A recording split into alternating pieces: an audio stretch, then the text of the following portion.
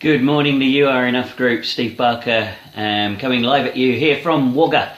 And I've been having a few conversations with a couple of clients, and I've also been thinking about talking about this matter for a few weeks now.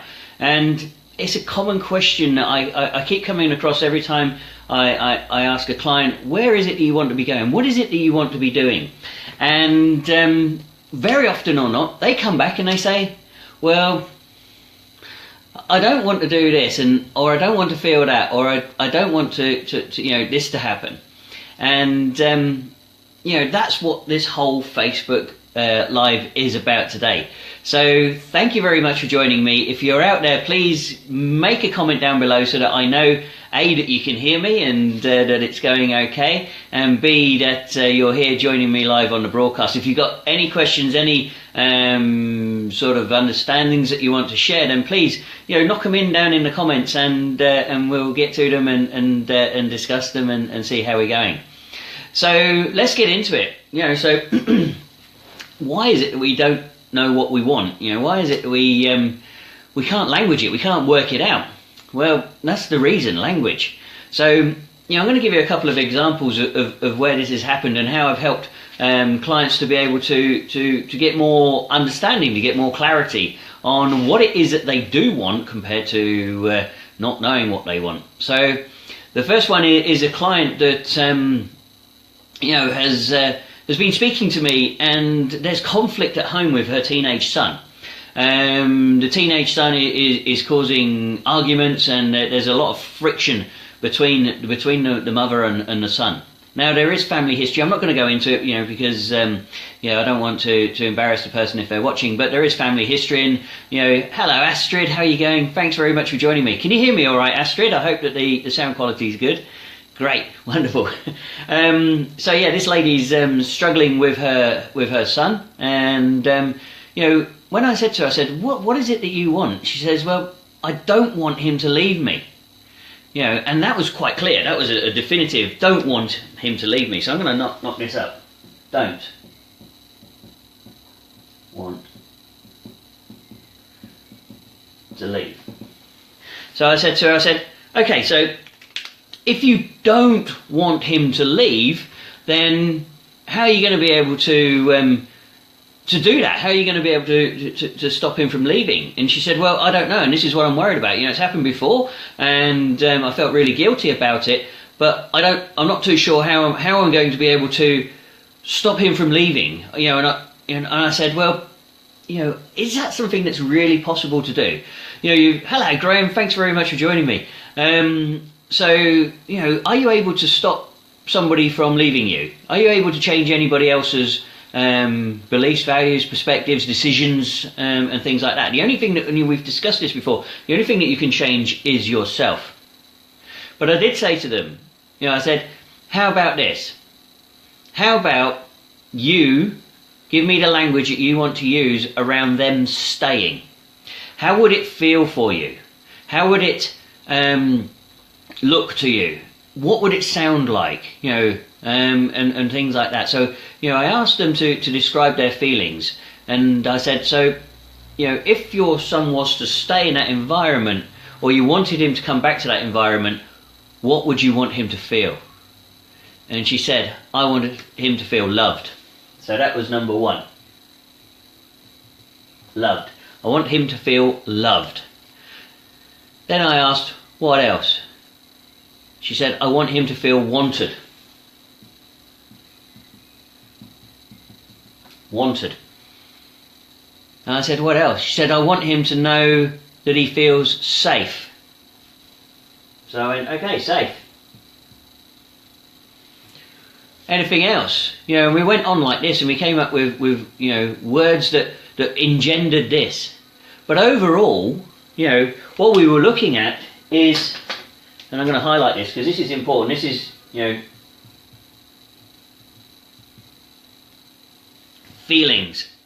We can't actually change somebody's mind, but what we can do is we can give them a feeling. We can give them a warmth. We can give them a nice experience, and that way for some reason your words on the flip chart are showing in reverse. Oh, are they, Graham? Okay. Yes, probably the camera. I'm using my tablet, so yeah, I'll have to work out how to reverse that if it's at all possible. But hopefully you get what I'm saying. But thanks for letting me know. I'll look into that. So we're talking about creating an atmosphere. So is she able to stop her son from leaving home at some point? Of course not. We're adults. We're human beings, and as we grow and as we develop, we want to become independent. But what you can do is you can provide an environment where there is love, where there is safety, where there is a feeling that you're wanted, so that son can realise that he can come back.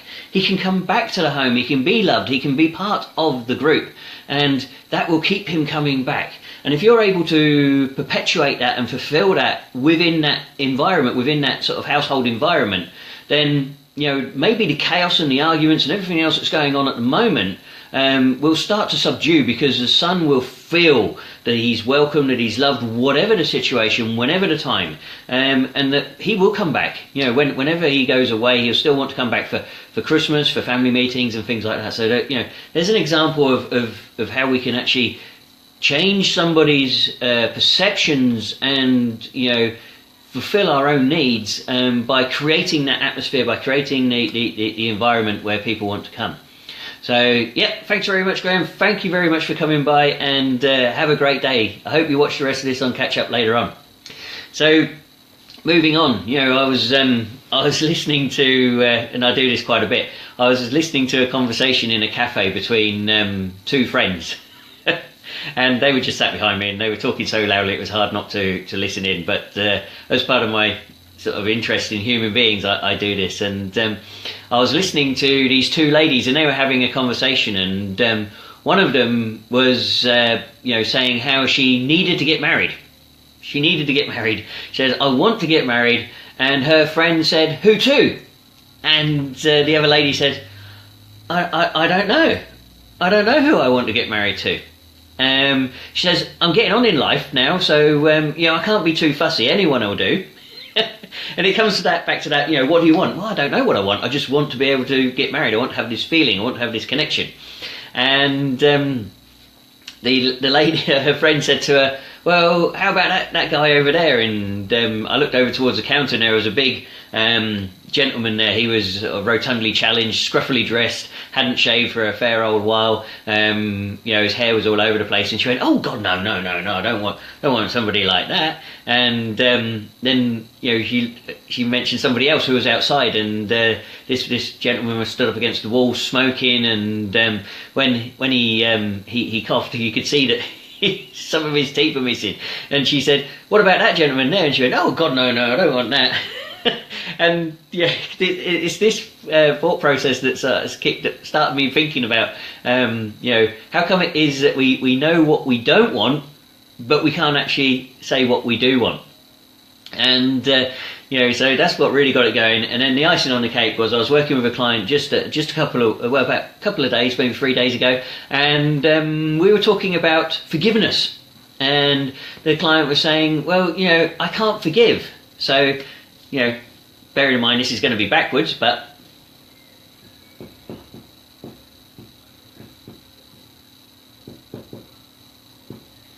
forgiveness. Now, I said to her, "Why can't you forgive?" And she said, she did that whole thinking thing. Eyes went up, and she said, "Well, I just can't." Hey Dale, how you going? Good to see you, mate. Thanks very much for joining me. Dale's one of my ex-military colleagues back in the UK. We used to train recruits together, and he's still in the military. So, hi Jenny, I've just seen you pop up there. Thanks very much for joining me as well. So, forgiveness. This client, she just couldn't come up with why she wasn't able to forgive. And I said to her, "Can you give me an example of what forgiveness is to you?" And it was at that point that we really managed to realise that the client didn't have the language to be able to use the word forgiveness. She didn't have an understanding around it. And forgiveness was just not in her vocabulary. She didn't have the meaning of forgiveness. So I said to her, what does this word mean to you? And she said, I've no idea, I've no idea. So I said, okay, let's explore it a little bit further. If you did forgive this person, how would you feel? And this was really interesting. She came up with the word free.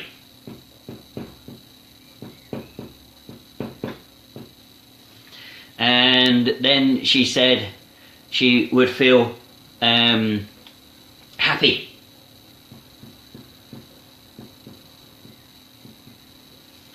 And we went on like this, and we came up with about 10 or 12 different words to describe that feeling of forgiveness. Now, once the lady was able to language it, once she was able to get a word and an understanding and language that she used, so it was her understanding of forgiveness. It wasn't her looking it up in the Oxford English Dictionary. It wasn't her going online and Googling it. She was actually thinking these words and giving the meaning to the word that she needed to use herself. And that then was the breakthrough. And once again, feelings. Now this is key. This is what we're talking about. Feelings is how you can work out what it is that you want when you really don't know what it is. Okay? So when you are thinking, I'm not happy with the situation I'm in at the moment, or something's not right, or I need to do something about this, but I'm not quite sure what it is. Ask yourself these questions. What would it look like? What would it feel like?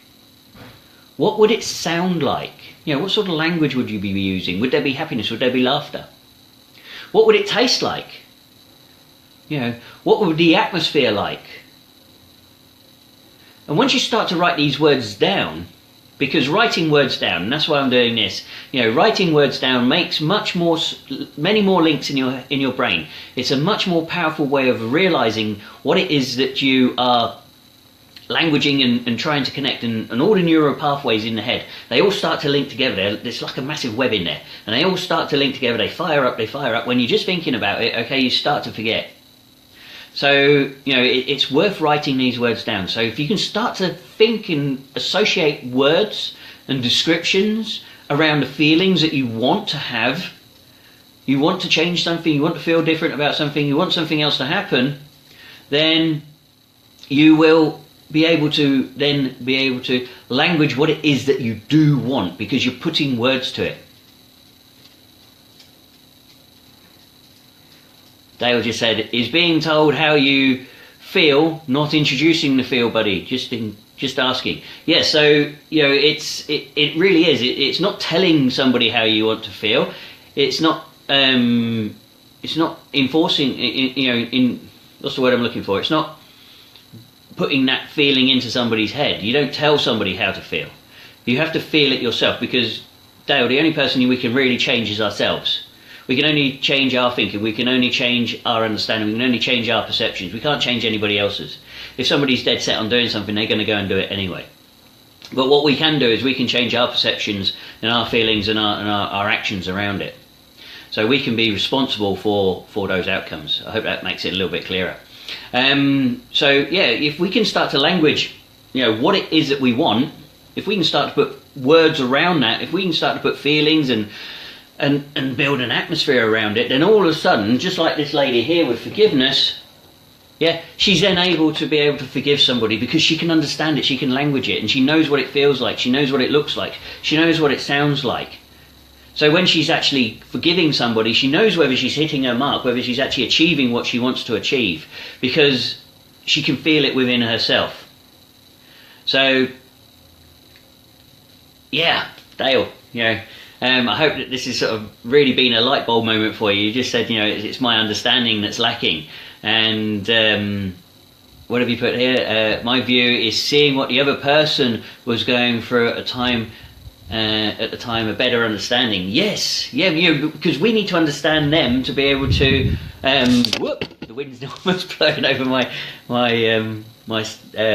tripod thing. So yeah, we need to be able to understand and empathise with what they're going through. We don't need to, understand their feelings, as it were, but we need to have an understanding ourselves, so that we can be more resourceful and there at that moment for that person. So can you see what I'm saying? By understanding our own feelings and understanding what it is that they're talking about, we can then empathize a little bit more. Not sympathize, but empathize. That's where we need to be.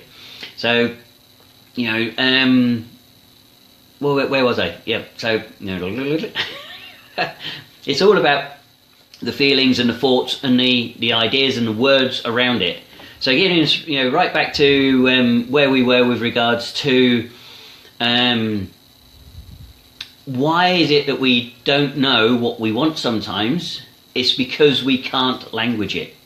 It's because we can't really put an understanding to it. We don't really know, we haven't given it enough thought. We don't know what it is that we want. We don't know how it is that we want it to feel. We don't know what it's going to sound like. We don't know what it's going to feel like. We don't know what it's going to taste like. We don't know, you know, a lot about it. So if we can start to write down on a piece of paper, what are those feelings that we want around it? What are those desired outcomes? How would it feel? How would it look? How would it taste? How would it sound?